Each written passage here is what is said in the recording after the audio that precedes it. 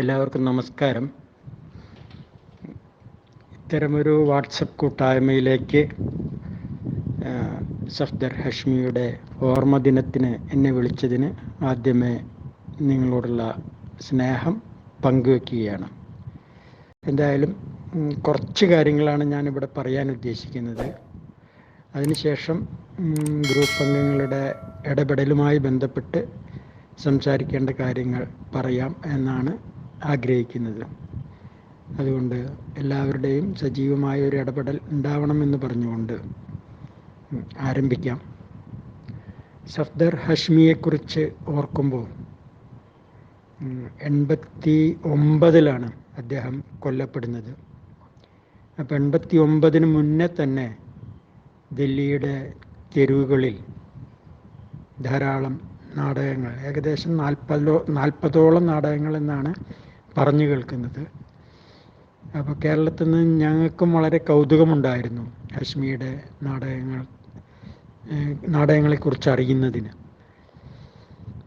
അന്നൊക്കെ നാടകം എന്ന് പറഞ്ഞാൽ അത് രംഗവേദിയിൽ അവതരിപ്പിക്കേണ്ട ഒന്നാണ് എന്നാണ്, പ്രത്യേകിച്ച് ഉത്തരേന്ത്യയിൽ. കേരളത്തിലൊക്കെ കുറച്ചുകൂടി വിഭിന്നമായ ശാസ്ത്ര സാഹിത്യ പരിഷത്തിൻ്റെ നാടകങ്ങൾ, അതുപോലുള്ള ചെറു സംഘങ്ങളുടെ തെരുവിലെ അവതരണങ്ങൾ ഒക്കെ നടന്നിട്ടുണ്ടെങ്കിലും ഉത്തരേന്ത്യയിൽ പലരോടും ചോദിക്കുമ്പോൾ നാടകം എങ്ങനെയാണ് തെരുവിൽ നടക്കുക എന്നുള്ള ഒരു ചിന്തയാണ് അവർ പങ്കുവച്ചിരുന്നത്. നാടകം ഓഡിറ്റോറിയത്തിൽ ക്ഷണിക്കപ്പെട്ട സദസ്സിന് മുന്നിൽ അവതരിപ്പിക്കേണ്ട ഒന്നാണ്. അത് പല വേഷങ്ങളിലും അങ്ങനെ ഒരു കഥ പറയുന്ന രീതിയിലുമൊക്കെയായി ചെയ്യേണ്ട ഒന്നാണ് എന്ന് പറയുന്നൊരു സമയത്ത് നാടകത്തെ ജനകീയ മാധ്യമമാക്കി തങ്ങൾ വിശ്വസിക്കുന്ന പ്രത്യയശാസ്ത്രത്തിൻ്റെ നിലപാടുകളിൽ ഊന്നിക്കൊണ്ട് ജനങ്ങളെ ബോധവൽക്കരിക്കുന്നതിനുള്ള ഒരു ടൂളായി, ഒരു ഉപകരണമാക്കി ഇന്ത്യയിലെ ഡൽഹിയിലെ തെരുവുകളിൽ നടത്തിയ അവതരണങ്ങൾ, 40ഓളം നാടകങ്ങളുടെ അനേകായിരം അവതരണങ്ങൾ, അതാണ് സഫ്ദർ ഹഷ്മിയെ വ്യത്യസ്തനാക്കിയത്. ആ അവതരണങ്ങളുടെ ഭാഗമായി അത് കൃത്യമായും അത് കൊള്ളേണ്ടവർക്ക് കൊള്ളുന്നു എന്നുള്ളത് കൊണ്ട് തന്നെയാണ് കോൺഗ്രസിൻ്റെ ഗുണ്ടകളാൽ, അത് കോൺഗ്രസ്സുകാരെന്നൊന്നും പറയാൻ പറ്റില്ല, ഒരു തരം ഗുണ്ടായിസമായിരുന്നു. നാടകം നടക്കുമ്പോൾ ആക്രമിക്കപ്പെടുകയും ആക്രമണത്തിൽ അദ്ദേഹം വധിക്കപ്പെടുകയുമാണ് ചെയ്തത്. പക്ഷേ ഒരു സഫ്ദർ ഹഷ്മി മരിച്ചതിന് ശേഷം ജനനാട്യമഞ്ച് എന്ന അദ്ദേഹത്തിൻ്റെ സംഘം കൂടുതൽ ശക്തമാവുകയായിരുന്നു. അത് നമുക്കറിയാം. ഒരു രക്തസാക്ഷികൾ മരിക്കുന്നില്ല എന്നാണ് പറയുക. ഒരു രക്തസാക്ഷി രൂപപ്പെടുമ്പോൾ അനേകായിരങ്ങളാണ് അദ്ദേഹത്തിൻ്റെ പിന്തുടർച്ചയായി രംഗത്ത് എത്തുന്നത്. അദ്ദേഹത്തിൻ്റെ ഭാര്യ തന്നെ മാലശ്രീ ഹഷ്മി, അവർ തന്നെ 2 ദിവസങ്ങൾക്ക് ശേഷം ഹല്ലാബോൾ എന്ന നാടകം അതേ വേദിയിൽ അവതരിപ്പിക്കുകയും തുടർന്നങ്ങോട്ട് പല വേദികളിലും ആ നാടകം അവതരിപ്പിക്കുകയും ചെയ്തു എന്നുള്ളതാണ് നാം മനസ്സിലാക്കുന്നത്. അപ്പോൾ ഈ നാടകത്തെക്കുറിച്ച് പിന്നെ കൂടുതലായിട്ട് എനിക്ക് പറയാനുള്ളത് നാടകത്തെക്കുറിച്ചുള്ള ആനുകാലികമായ ചില കാര്യങ്ങളാണ്. സഫ്ദർ ഹഷ്മിയെ ഓർത്തുകൊണ്ട് അത്തരം ഒരു കാര്യങ്ങൾ പങ്കുവെക്കുന്നതിലേക്ക് ഗ്രൂപ്പിലെ അംഗങ്ങളെ ശ്രദ്ധ ക്ഷണിക്കുകയാണ്. നാടകമെന്ന് പറഞ്ഞാൽ, ആദ്യം പറഞ്ഞ മാതിരി, നാടകമെന്ന് പറഞ്ഞാൽ അത് കേവലം അരങ്ങത്ത് ക്ഷണിക്കപ്പെട്ട അല്ലെങ്കിൽ അത് കാണാൻ വന്നിരിക്കുന്ന ആളുകളുടെ മുന്നിൽ കളിക്കേണ്ട ഒന്നാണ് എന്നുള്ള ധാരണയാണ് തെരുവ് നാടകം തിരുത്തുന്നത്. തെരുവ് നാടകം കാണാൻ ഒരുപക്ഷെ ആരും മുൻകൂട്ടി തയ്യാറായിട്ടുണ്ടാവില്ല. അത് തെരുവിൽ എത്തിയ ഒരു ജനക്കൂട്ടത്തിന് മുന്നിൽ അവരുടെ മുഴുവൻ ശ്രദ്ധയും പിടിച്ചു പറ്റിക്കൊണ്ട് പറയാനുള്ള കാര്യങ്ങൾ ഉറക്കെ പറയുക. ഹല്ലബോൽ എന്ന് പറഞ്ഞാൽ അതാണ്, ഉറക്കെ പറയുക എന്നാണ്. അങ്ങനെ ഉറക്കെ പറയുന്ന നാടകങ്ങളാണ്. അതിൽ കഥാപാത്രങ്ങളുണ്ട്, പക്ഷേ അരങ്ങ് എന്ന് പറയുന്നത് തെരുവായിരിക്കും. ആ തെരുവിലെ സാധ്യതകൾ ഉപയോഗിച്ചുകൊണ്ട് നാടകം കളിക്കുക എന്നുള്ളതാണ് തെരുവ് നാടകത്തിൻ്റെ പ്രസക്തി. ഇതുമായി ബന്ധപ്പെട്ട് എനിക്ക് പറയാനുള്ളത്, ഞങ്ങൾ അവതരിപ്പിച്ച ചില നാടകങ്ങളാണ്. ബസ്സിനകത്താണ് ഞങ്ങൾ നാടകം കളിച്ചത്. ഒരിക്കൽ ബസ് ചാർജ് വർധനവിനെതിരെ അത് ഇടയ്ക്കിടെ ബസ് ചാർജ് വർദ്ധിപ്പിക്കുകയാണ്. അതിൽ യാതൊരു തത്വദീക്ഷയുമില്ലാതെയുള്ള ഒരു വർധനവായിരുന്നു. അപ്പോൾ അതുമായിട്ട് ബന്ധപ്പെട്ട് ബസ്സിനുള്ളിലാണ് ഞങ്ങൾ നാടകം കളിച്ചത്. അത് തെരുവുനാടകം എന്നൊന്നും പറയാൻ വയ്യ. ഞങ്ങളുടെ പ്രതിഷേധം ഒരു നാടകമായി ബസ്സിനകത്ത് ഞങ്ങൾ കളിക്കുകയായിരുന്നു. അതുപോലെ തന്നെ ഹോട്ടലുകളുടെ അന്യായമായ വില വർധനവിനെതിരെ, ചൂതാട്ടങ്ങൾക്കെതിരെ, അതുപോലെ എന്ത് സംഭവമുണ്ടായാലും ഭോപ്പാലിലെ യൂണിയൻ കാർബൈഡ് കമ്പനിയിലെ അത്യാഹിതങ്ങൾക്കെതിരെ, ഇതൊക്കെ സംഭവം നടന്ന് 24 മണിക്കൂറിനകം ഞങ്ങളുടെ നാടക സംഘം അന്ന് 89കളിൽ നാടകം അവതരിപ്പിക്കാറുണ്ട്. അതിൻ്റെ ഭാഗമായിട്ടാണ് സഫ്ദർ ഹാഷ്മിയുടെ നാടകങ്ങളും ഞങ്ങൾ ശ്രദ്ധിക്കപ്പെടുന്നത്.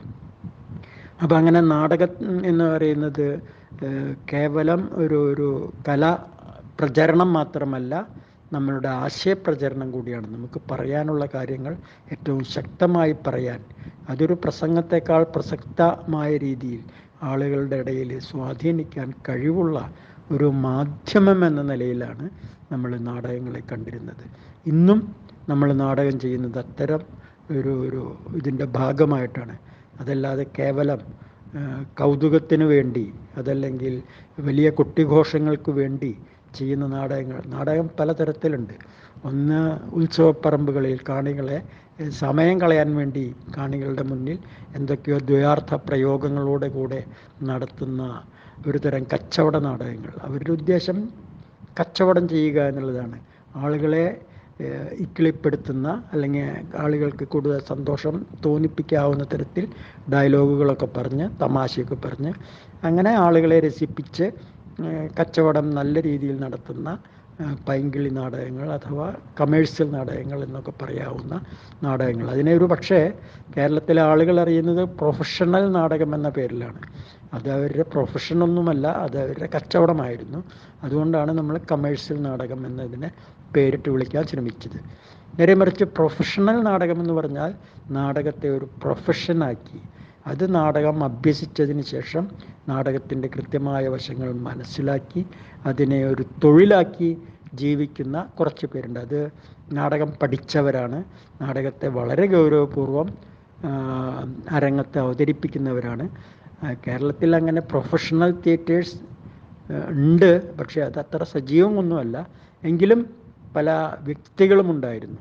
അങ്ങനെ ആ പ്രൊഫഷണൽ നാടകങ്ങൾ അതൊന്ന്. മറ്റൊന്ന്, കേരളത്തിൽ എന്നും പരീക്ഷണ നാടകങ്ങൾ എന്നറിയപ്പെടുന്ന അമച്വർ നാടകങ്ങൾ. അത് കുറച്ചുകൂടി, അതിൽ നിന്നൊന്നും ലാഭം പ്രതീക്ഷിക്കുന്നില്ല, പക്ഷേ അതിൻ്റെ അവതരണങ്ങളിലൂടെ കേരളത്തിലെ ജനമനസ്സ് പല പഠന പ്രവർത്തനങ്ങളുടെയും ഭാഗമായി, അവരുടെ സ്വയം പഠനമാണ്, അതല്ലെങ്കിൽ അവരുടെ ആശയപ്രചരണമാണ്, അങ്ങനെയൊക്കെ നടത്തുന്ന നാടകങ്ങളാണ് ഈ അമച്വർ നാടകങ്ങളിൽ.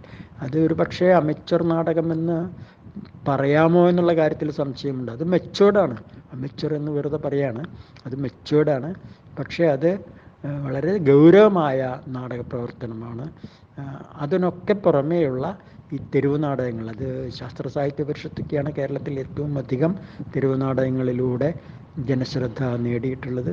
അവരുടെ ധാരാളം നാടകങ്ങൾ കേരളത്തിലെ അരങ്ങുകളിൽ അതിന്നും നടന്നുകൊണ്ടിരിക്കുന്നുണ്ട്. ഇന്ന് ഇക്കഴിഞ്ഞ ശാസ്ത്രകലാ ജാഥയിൽ അവർ തെരുവ് നാടകത്തിലൂടെ വളരെ പ്രസക്തമായ കാര്യങ്ങൾ ഇന്നും അവർ പറഞ്ഞുകൊണ്ടിരിക്കുകയാണ്.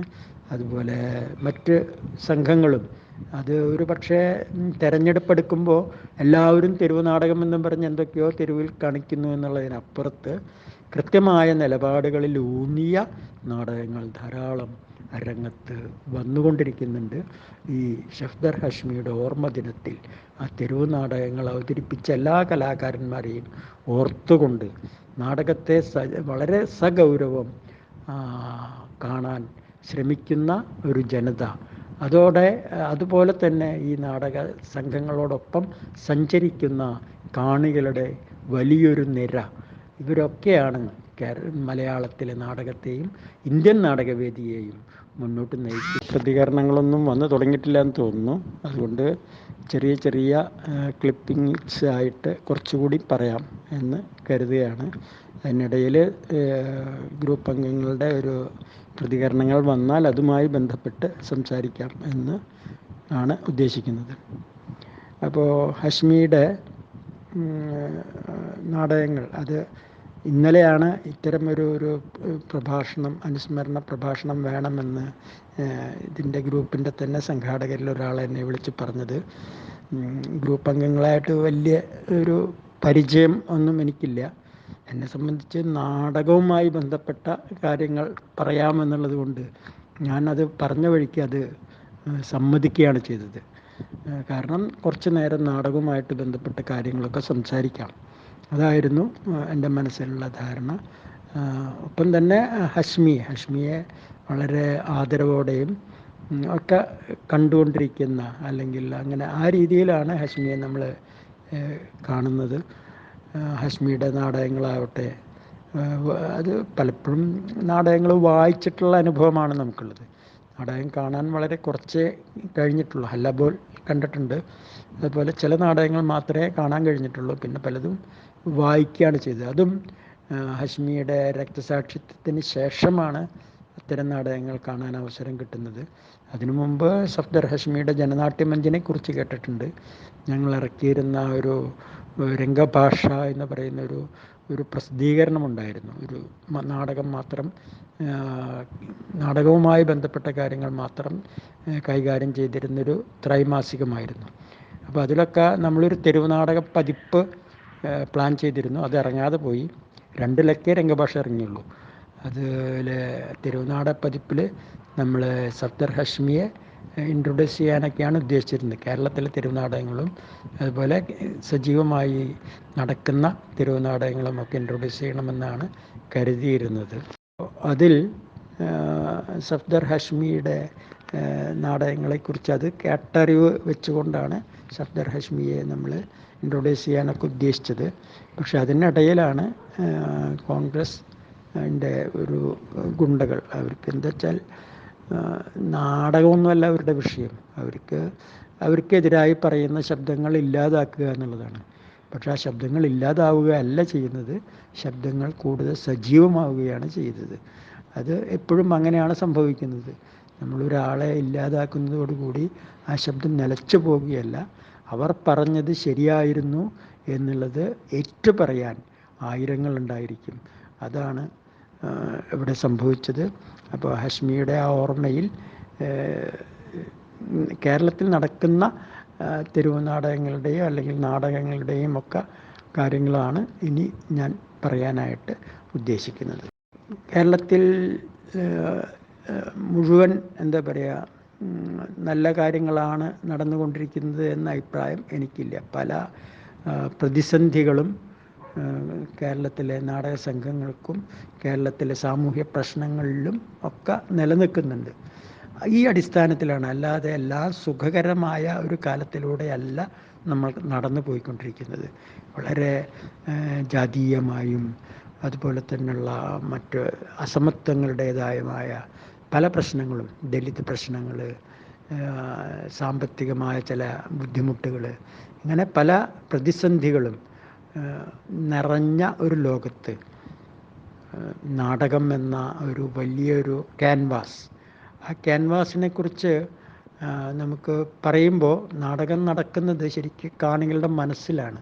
അതൊരു പക്ഷേ ഇത്തരം ഒരു വാട്സപ്പ് കൂട്ടായ്മയിൽ ഇങ്ങനെ ശബ്ദങ്ങളെ കൊണ്ട് മാത്രം നമുക്ക് കമ്മ്യൂണിക്കേറ്റ് ചെയ്യാൻ കഴിഞ്ഞെന്ന് വരില്ല. ഒരു നാടകം കാണുമ്പോഴാണ്, അതൊരു ദൃശ്യമാധ്യമം എന്നുള്ള നിലയ്ക്ക്. ആകാശവാണിയിലൊക്കെ നാടകങ്ങളുണ്ട്, അത് ശബ്ദം കൊണ്ട് നമ്മളുടെ മനസ്സിൽ ചില ദൃശ്യങ്ങൾ ഉണ്ടാക്കാനുള്ള ശ്രമം നടക്കുന്നുണ്ട് എന്നെങ്കിലും നാടകം എന്നുള്ളത് അത് കേവലം വിഷ്വലായിട്ടുള്ള ദൃശ്യമാധ്യമം എന്നുള്ള നിലയിലുള്ള വളരെ സജീവമായ ഒന്നാണ്. നേരെ മറിച്ച് സിനിമയും ഒരു ദൃശ്യമാധ്യമമാണ്.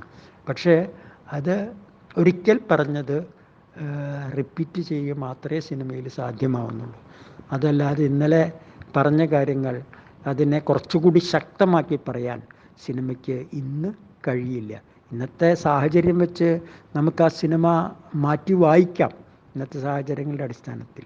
പക്ഷേ സിനിമ എന്നുള്ളത് ഒരിക്കൽ പറഞ്ഞത് പുതിയ കാലത്തിൽ വായിക്കപ്പെടാവുന്ന, അതല്ലെങ്കിൽ മറ്റൊരു നോവലാവട്ടെ, മറ്റൊരു കവിതയാവട്ടെ, കഥയാവട്ടെ എഴുതിക്കഴിഞ്ഞത് പുനർ സൃഷ്ടിക്കുക എന്നുള്ളത് ബുദ്ധിമുട്ടാണ്.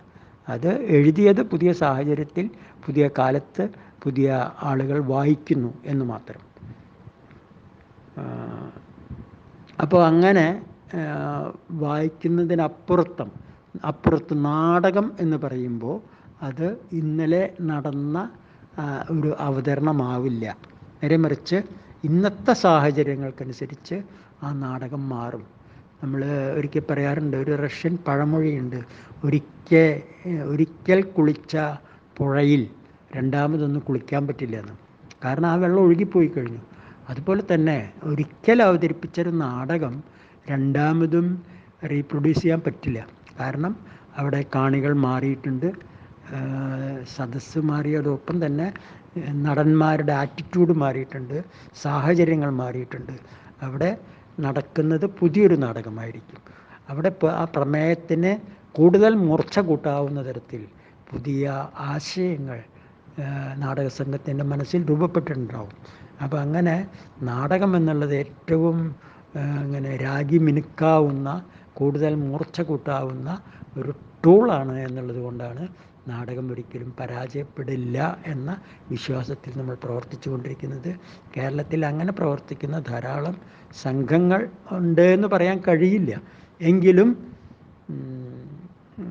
വിരലിലെണ്ണാവുന്ന സംഘങ്ങളെങ്കിലും വളരെ സജീവമായി ഇപ്പോഴും നാടകം ചെയ്തുകൊണ്ടിരിക്കുന്നു എന്നുള്ളത് വളരെ പ്രസക്തമായ കാര്യമാണ്. ഏകദേശം ഒരു 4 പതിറ്റാണ്ടോളം കാലം നാടകവുമായി സഞ്ചരിച്ചതിൻ്റെ ഏകദേശം എൻ്റെ ഇപ്പം എനിക്ക് 60 വയസ്സ് കഴിഞ്ഞു. ഒരു 20 വയസ്സിൽ തുടങ്ങിയതാണ് നാടകവുമായിട്ടുള്ള ഒരു നടത്തം, ഒരു ഇടപെടലുകൾ. അപ്പോൾ അത്തരം നാടക പ്രവർത്തനങ്ങളിലൂടെ എനിക്ക് ബോധ്യപ്പെട്ടിട്ടുള്ളൊരു കാര്യം, നമുക്ക് ഏറ്റവും സജീവമായി ഒരു കഥ വായിക്കുന്നതിനേക്കാൾ, കവിത വായിക്കുന്നതിനേക്കാൾ ഏറ്റവും സജീവമായി നാടകങ്ങൾ അവതരിപ്പിക്കുന്നത് വഴി ആളുകളുടെ മനസ്സിൽ ഇടം നേടാൻ കഴിയും എന്നുള്ളത് തന്നെയാണ്. അത് ഓരോ നാടക അവതരണങ്ങളിലൂടെയും, അത് കുട്ടികളുടെ നാടകങ്ങളാവട്ടെ, അതല്ലെങ്കിൽ മറ്റ് തെരുവിൽ അവതരിപ്പിക്കുന്ന നാടകങ്ങളാവട്ടെ, ഏതു നാടകങ്ങളിലൂടെയും അതിന് സാധിക്കും എന്ന് തന്നെയാണ് എനിക്ക് തോന്നുന്നത്. അതിനുള്ള അവസരങ്ങൾ രൂപപ്പെടുത്തുന്നതോടൊപ്പം നമുക്ക് ചെയ്യാവുന്നൊരു കാര്യമെന്ന് പറഞ്ഞാൽ 2 തരത്തിൽ ഇത്തരം നാടക സംഘങ്ങളെ നമുക്ക് സഹായിക്കാൻ കഴിയും. ഒന്ന്, നാടകം നടത്തുന്ന സംഘങ്ങൾക്ക് ആവശ്യമായ പശ്ചാത്തല സൗകര്യങ്ങൾ ഒരുക്കുക എന്നുള്ളതാണ്. എന്നുവെച്ചാൽ നമുക്ക് ഇഷ്ടപ്പെട്ട നല്ല നാടകങ്ങൾ നാട്ടിൽ കൊണ്ടുവന്ന് കളിക്കാനുള്ള സൗകര്യങ്ങൾ ചെയ്യുക. പണ്ടൊക്കെ ആണെങ്കിൽ നാടകം കളിക്കാനായിട്ട് ക്ലബ്ബുകൾ, വായനശാലകൾ ഒക്കെ ധാരാളമുണ്ട്. ഇന്ന് ക്ലബ്ബുകളും വായനശാലകളും ഒക്കെ അത്ര സജീവമാണോ എന്നുള്ള കാര്യത്തിൽ സംശയമാണ്. ഇന്ന് പക്ഷേ ഇത്തരം വാട്സപ്പ് കൂട്ടായ്മകൾക്കും പോലും കൂടുതൽ സജീവതയുണ്ട്. പണ്ടുള്ളതിനേക്കാൾ വളരെ വലിയ ക്യാൻവാസാണ് ഇത്തരം വാട്സപ്പ് കൂട്ടായ്മകൾക്കുള്ളത്. വല്ലപ്പോഴെങ്കിലും ഇത്തരം കൂട്ടായ്മകളുടെ ഭാഗമായി നാടക അവതരണങ്ങൾക്കുള്ള അവസരങ്ങളെങ്കിലും ഉണ്ടാക്കണം എന്നാണ് എനിക്ക് പറയാനുള്ളത്. അപ്പോൾ ഒന്ന്, ഇത്തരം നാടക അവതരണങ്ങൾക്കുള്ള അവസരങ്ങൾ ഉണ്ടാക്കാവുന്നത്, അതുപോലെ തന്നെ നാടകം കളിക്കാൻ സന്നദ്ധമായ സംഘങ്ങൾക്ക് ആവശ്യമായ പരിശീലനം കൊടുക്കാനുള്ള ഒരു ഇടപെടലുകൾ നടത്തുക. അത് നാട്ടിൻപുറത്ത് നാടകം കളിക്കാൻ ഇപ്പോഴും ആളുകളുണ്ട്, കുട്ടികളും മുതിർന്നവരുമായിട്ടൊക്കെ സ്ത്രീകളടക്കമുള്ള ആളുകൾ തയ്യാറാണ്. പക്ഷേ അതിനുള്ള സാഹചര്യങ്ങൾ ഒരുക്കാൻ, അതല്ലെങ്കിൽ അതൊന്ന് ഓർഗനൈസ് ചെയ്യാൻ ഉള്ള ഒരു വൈമനസ്യം കൊണ്ട് പലപ്പോഴും നാടകങ്ങൾ ഇല്ലാതെ പോകുന്നുണ്ട്.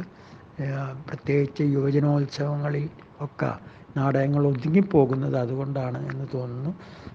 ആ അടിസ്ഥാനത്തിലാണ് നമ്മൾ നാടകത്തെ കൂടുതൽ സജീവമാക്കേണ്ട ആവശ്യത്തെക്കുറിച്ച് കൂടുതൽ സംസാരിക്കേണ്ടത് എന്ന് തോന്നുന്നു. മാഷേ, ഒരു കാര്യം ചോദിക്കാനുള്ളത്, നമ്മൾ പണ്ട് കമ്മ്യൂണിസ്റ്റ് പാർട്ടിയൊക്കെ അധികാരത്തിൽ വരാനും അല്ലെങ്കിൽ അതിൻ്റെ പ്രചരണമൊക്കെ ഏറ്റെടുത്തിരുന്നത് അന്ന് നാടക സംഘങ്ങളാണ് കൂടുതൽ. അതായത് നിങ്ങൾ തന്നെ കമ്മ്യൂണിസ്റ്റാക്കി എന്ന് പറയുന്ന നാടകങ്ങളൊക്കെ. പക്ഷേ അത്തരം നാടകങ്ങളോ അല്ലെങ്കിൽ അത്തരം കലാമൂല്യമുള്ള നാടകങ്ങളോ ഒന്നും, അത് മാത്രമല്ല ഇപ്പോൾ നാടകത്തിലേക്ക് അങ്ങനെ ജനങ്ങളെ ആകർഷിക്കാനോ അല്ലെങ്കിൽ നല്ല നാടകങ്ങളോ ഇപ്പോൾ വരാത്തൊരവസ്ഥ ഉണ്ട്. എന്താണ് മാഷ് അതിനെക്കുറിച്ച് പറയാനുള്ളത്? ഇതിലെനിക്ക് അഭിപ്രായ വ്യത്യാസമുണ്ട്. നല്ല നാടകങ്ങൾ ഇന്നും ധാരാളം ഉണ്ടാവുന്നുണ്ട്. പക്ഷേ കാലം മാറിയതിനനുസരിച്ച് നാടകം മാത്രമല്ല ഇന്ന് ജനങ്ങളുടെ ഒരു വിനോദ ഉപാധി. ഓരോ വീട്ടിലും നമ്മൾ എന്ത് കാണണമെന്ന് ചിന്തിക്കുന്ന, എന്ത് ശ്രദ്ധിക്കണമെന്ന് തീരുമാനിക്കപ്പെടുന്ന ഉപകരണങ്ങൾ വന്നിരിക്കുകയാണ്. അപ്പോൾ എന്ന് പറഞ്ഞാൽ ടി വി പോലുള്ള അല്ലെങ്കിൽ മറ്റ് സാധനങ്ങൾ, ചാനലുകൾക്കൊക്കെ കൃത്യമായ താല്പര്യങ്ങളുണ്ട്. ഓരോ ചാനലിനും എന്ത് ചിന്തിക്കണം, എന്ത് പറയണം എന്നൊക്കെയുള്ള താല്പര്യങ്ങളുടെ അടിസ്ഥാനത്തിലാണ് ഇന്ന് ആളുകൾ അതിൻ്റെ പിന്നിലാണ്. പണ്ടൊക്കെ എൻ്റെയൊക്കെ ചെറുപ്പകാലത്ത് നമ്മൾ പറഞ്ഞു കേൾക്കാറുള്ളത് പ്രസിദ്ധീകരണങ്ങൾ എന്നാണ്. അപ്പോൾ ആ പ്രസിദ്ധീകരണങ്ങൾ വായിച്ച് കോൾമേർക്കൊണ്ടിരിക്കുന്ന ഒരു സമൂഹമായിരുന്നു എങ്കിൽ ഇന്ന് അതിനപ്പുറത്ത് ഈ ചാനലുകളിലൂടെ, അത് വാർത്താ ചാനലുകളാവട്ടെ അതല്ലെങ്കിൽ എൻ്റർടൈൻമെൻറ്റ് ചാനലുകളാവട്ടെ, വാർത്താ ചാനലുകളിൽ വാർത്തയേക്കാൾ പ്രധാനം അവർ പറയുന്നത് ഒരു വാർത്തയല്ല അവർ ഉദ്ദേശിക്കുന്നത്. വാർത്ത അറിയാൻ ഇതൊന്നും ആവശ്യമില്ല. നേരെ മറിച്ച് അതിനൊരു സ്റ്റോറിയാക്കുക എന്നാണ് അവർ പറയുക. വാർത്തകളുടെ പേര് തന്നെ മാറിയിരിക്കുന്നു. കഥ പറയുന്ന തരത്തിൽ, സ്റ്റോറിയാക്കി അവതരിപ്പിക്കാവുന്ന തരത്തിൽ ആളുകൾക്ക് മുന്നിൽ അവതരിപ്പിക്കുന്ന ഒരു കാലഘട്ടത്തിൽ പഴയതുപോലെ നിങ്ങളെന്നെ കമ്മ്യൂണിസ്റ്റാക്കി എന്ന നാടകത്തെ പോലെ, നിങ്ങളെന്നെ കമ്മ്യൂണിസ്റ്റാക്കിയതിനേക്കാൾ പ്രസക്തമായ ധാരാളം നാടകങ്ങൾ അന്നുണ്ടായിരുന്നു. ഋതുമതി, പാട്ടബാക്കി, അങ്ങനെ ധാരാളം നാടകങ്ങൾ. ഇജ്ജ് നല്ല മനുഷ്യനാകാൻ നോക്ക്, ഇങ്ങനെയുള്ള ധാരാളം നാടകങ്ങളുണ്ടായിരുന്നു. പക്ഷേ നിങ്ങളെന്നെ കമ്മ്യൂണിസ്റ്റാക്കി എന്ന നാടകമാണ്, അത് CPIയുടെ മുൻകൈയിൽ നടന്ന KPAC-യുടെ നാടകമാണ് ധാരാളം വേദികളിൽ അവതരിപ്പിക്കപ്പെട്ടത്. അപ്പോൾ അങ്ങനെ ആ നാടകം അത് വേറൊരു എൻ്റർടൈൻമെൻറ്റ് ഇല്ലാത്ത കാലമാണ്. അപ്പോൾ അതുകൊണ്ട് തന്നെ അത് നാടകമുണ്ടെന്ന് പറഞ്ഞാൽ ആളുകൾ ചൂട്ടും കത്തിച്ച് പായയും ചുരുട്ടി വരാറുണ്ട്. അപ്പോൾ ആ നാടകങ്ങൾ ഉത്സവപ്പറമ്പുകളിലാവട്ടെ അതല്ലെങ്കിൽ പൊതുസ്ഥലങ്ങളിലാവട്ടെ കാണുമ്പോൾ അതൊരു ആഘോഷമായിരുന്നു. പക്ഷേ ഇന്ന് കാലം മാറി, നല്ല നാടകങ്ങൾ അവതരിപ്പിക്കപ്പെടുന്നുണ്ട്. അത് ഇപ്പോൾ ഇറ്റ്ഫോക്ക് പോലുള്ള സംസ്ഥാന സർക്കാരിൻ്റെയൊക്കെ മുൻകൈയിൽ നടക്കുന്ന അവതരണങ്ങളിൽ പോലും നല്ല നല്ല നാടകങ്ങൾ വരുന്നുണ്ട്. ലോകത്തിൻ്റെ പല ഭാഗത്തു നിന്നുള്ള നാടകങ്ങൾ കേരളത്തിൽ എത്തുന്നുണ്ട്. പക്ഷെ അത് കാണുന്നത് വളരെ നാടകത്തിൽ കൗതുകമുള്ള, നാടകത്തെ സജീവമായി കാണുന്ന സംഘങ്ങളാണ് എന്നുള്ളത് ഒരു പരിമിതിയാണ്. നാട്ടുകാർക്കിടയിൽ അതിൽ നാടകക്കാർക്കും ചെറിയൊരു പങ്കുണ്ട്. എന്നുവെച്ചാൽ നാടകം മനസ്സിലാവാത്തതാണ് എന്ന് തോന്നിപ്പിക്കാവുന്ന തരത്തിൽ പരീക്ഷണ നാടകങ്ങളുടെ പേരിൽ കുറേ നാടകങ്ങൾ വന്നിട്ടുണ്ട്. നിങ്ങളെന്നെ കമ്മ്യൂണിസ്റ്റാക്കിക്ക് ശേഷം വന്ന പല പരീക്ഷണ നാടകങ്ങളും ആളുകൾക്ക് കൃത്യമായി മനസ്സിലാവാത്ത തരത്തിലുള്ള ചില പരീക്ഷണങ്ങളായിരുന്നു. അത് കണ്ടതോടുകൂടി ആളുകൾ നാടകങ്ങളിൽ നിന്ന് ഇതെന്ത് നാടകം എന്ന് പറഞ്ഞ് ഒഴിഞ്ഞു പോകുന്നൊരു സ്ഥിതിയൊക്കെ ഉണ്ടായിട്ടുണ്ട്. പക്ഷെ അതൊക്കെ മാറിയിട്ടുണ്ട്. ഇപ്പോൾ ഇന്ന് വീണ്ടും സജീവമായി, ഇപ്പം നമ്മളുടെ കയ്യിൽ തന്നെ ഒരു 10ഓളം നാടകങ്ങൾ അവതരിപ്പിച്ചു കൊണ്ടിരിക്കുകയാണ്. ഒരു മാസത്തിൽ 2, 3, 4 അരങ്ങുകൾ ഞങ്ങൾക്ക് കിട്ടാറുണ്ട്. അത് കുട്ടികളുടെ നാടകമായാലും മുതിർന്നവരുടെ നാടകമായാലും അങ്ങനെ കളിക്കാവുന്ന അവതരണങ്ങൾ കേരളത്തിന് പുറത്തും നമുക്ക് കിട്ടിക്കൊണ്ടിരിക്കുന്നുണ്ട്. അപ്പോൾ അങ്ങനെ സജീവമായ ഗ്രൂപ്പുകൾക്കെല്ലാം നാടകങ്ങൾ ലഭിക്കുന്നുണ്ട്. നാടകം അങ്ങനെ നിർജീവ അവസ്ഥയിലാണ് എന്ന അഭിപ്രായം എനിക്കില്ല. പക്ഷേ നാടക സംഘങ്ങൾ പരിമിതമാണ്. പിന്നെ അത്തരം ഒരു വലിയ മുന്നേറ്റമുണ്ടാക്കാവുന്ന ഒരു കാലം ആണോ ഇതെന്നുള്ള കാര്യത്തിലും സംശയമുണ്ട്. കാരണം സാഹചര്യങ്ങൾ മാറുന്നുണ്ട്. പക്ഷേ നാടകങ്ങൾ വളരെ സജീവമാണ്. ഇപ്പം അടുത്ത് തന്നെ ഇറങ്ങിയ ജാതീയമായ കാര്യങ്ങൾ പറയുന്ന നാടകം, അങ്ങനെ കുറേ നാടകങ്ങൾ ഇന്നും ധാരാളം ചർച്ച ചെയ്യപ്പെടുന്ന നാടകങ്ങളായിട്ടുണ്ട് എന്നാണ് എനിക്ക് തോന്നുന്നത്.